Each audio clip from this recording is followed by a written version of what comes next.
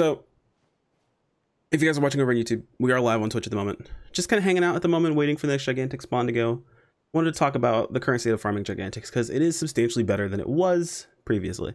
I feel like it deserves a revisit of a conversation because in reality, it was not the best before the update itself. When it first came out, it was kind of a mess. It was really annoying and pretty terrible, but might as well talk about it now. So as far as hunting Gigantix at the moment, most people are either going in with their preset groups to the best of their abilities, or they're going into random groups. Now, random groups are actually pretty good at the moment. More or less, you can jump into lobbies that are mostly full or currently close to full. I say a solid maybe 10 or 15 minutes for a Gigantix is supposed to spawn. I can talk about how we know when they're going to spawn in just a moment, but you can find pretty much full groups, full rooms. And as it stands right now, let's see if we can take a look at nearby characters. Wait, where's my nearby characters? Mostly everyone in these rooms tends to be level 20. Yeah, when someone that's level 17 kind of sucks, but I mean, not much else you can really do about that if they're not on top of the Gigantix. They're not causing any city scaling anyway, but in most cases they are. But most of these rooms are going pretty well. Now, I will mention there was a couple of things you really need to understand about the actual process of farming Gigantix to be able to be successful. One, go to the area that you're looking to farm the Gigantix in to start with. In this case, we're going to South Ileo. A lot of people are like, oh, what block should I go to? Should I go to a full block, an empty block? Your block doesn't actually matter. Just go to the area you're looking to start with. Once you get there, go over to the Ryuker device, and there's an option that says switch rooms. Use the switch room system. The reason for it is because it also changes the block that you're on to match with other people that are in that room itself. So use the switch room system, open it up or change rooms, and then turn on same sector only. And then at the very, very top, there's an option that you can, a drop down that you can actually, you know what? We have time. Let's just go look at it really quick because I'm sure someone's gonna be like, how does this work? How do I do this? But basically, we're using the actual change room system to help us find a room where other people are going to be stacking up in. And how do you know that, people are farming Gigantix in this room? Well, to be honest, no one's in exploration zones really at up to almost 32 people if they're not farming Gigantix. Usually people that are just doing exploration stuff like gathering and stuff like that, you really aren't going to find those people in those zones itself. They're not going to be like 30 people all farming around like not mags, I'm sorry. Not going to be farming materials and things like that. But with room transfer, all you got to do is turn on same sector only.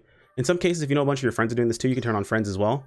You can see some of my friends in different zones itself. Now, I'm not going to move because I'm already in a group with some people from stream, but just turning on same sector only and then swapping this over to order by vacancies, scroll all the way to the bottom, and bam, you can already see rooms that are full. Like this one right here is the next almost full room, 10 out of 32. Granted, it's going to be a while for a Gigantix spawn, so there's not going to be that many full rooms at the moment. But if you start congregating in these rooms itself, you're going to find that you can actually get rooms set much, much easier. But that's about it as far as finding a room. As far as farming the Gigantix now, with the changes to the storms, there's two things that have popped up. One, we've been able to find that that JP is about roughly 3.5 hours ahead of us on storms. Because of that, now granted, this could be, a mistake or could be, just a coincidence as far as things have gone so far, but because of that, people have been able to predict when storms are going to happen. Now, because of that, they've all tossed them into an actual Google Docs or Google Calendar, excuse me. So we know exactly when a storm's going to pop, we know when to start gathering in areas, so on and so forth. Now, without this, it really doesn't make that much of a difference. The only difference is going to be that we just don't know when a storm is going to pop. So people are just going to start hanging out in these zones if they want to farm Gigantix, as opposed to knowing exactly when the storm is going to pop and then everyone trying to find a room at the last minute. But in reality, this is going to be solid. It'll be fine overall. Now, with conversation with Gigantix always comes the conversation of password protected rooms.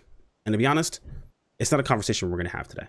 Not one that we're going to have. I feel like it deserves its entire own video talking about all the positives and negatives, because there are two sides to that coin, by the way.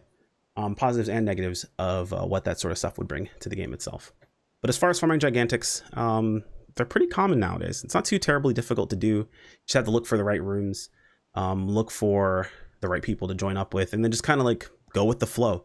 All you're really doing is hanging out, waiting for this Gigantix to spawn itself. As long as this whole system with us being exactly 3.5 hours behind JP is still consistent, it'll be easy to tell when the storms are going to pop. But if it's not and it's an accident and they reset everything and it's all in sync, things will be a little more difficult. To be honest, there's like a meteorologist guy in Central Ileo. We should be able to just utilize him to figure out when storms are going to pop or when the next storm is supposed to pop. That way players will have a way of doing that within game as opposed to finding something outside of game. And it gives him a reason to exist, right? He actually does more than just tells you about weather effects in general. He actually is following the storms for Gigantix, and they can make a whole plot out of it, which I think would be really, really cool. But that's really mostly it when it comes to Gigantix hunting right now. The drops are pretty solid. Certain bosses drop certain things. We're currently in South Ileo just because it drops ideal drops for us at the moment. But outside of that, really, just keep an eye out. Keep in mind, Gigantix spawn around players. That's why we're all hanging out in the exact same spot.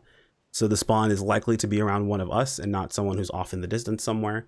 I think most everyone that's in this area is like right here.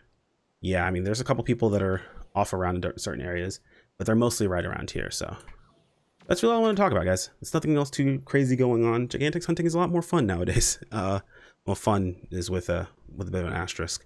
It's not exactly fun to have to wait around for stuff. So at least as far as streaming has been going, we've been hanging out, having conversations with chat. It's kind of turned into a bit of a just chatting stream, to be honest, with Gigantix hunting until the next spawn pops up. But that's what I want to talk about, guys. We're going to go ahead and end it here. I will see you guys in the next video. I have a stream to get back to that we have a conversation to talk about, and I'm getting a phone call, so I'm going to answer. Anyway, guys, thanks for watching. I'll drop the Yosh in the video for you guys, too. Yosh. See you in the next video. Take care, and peace out.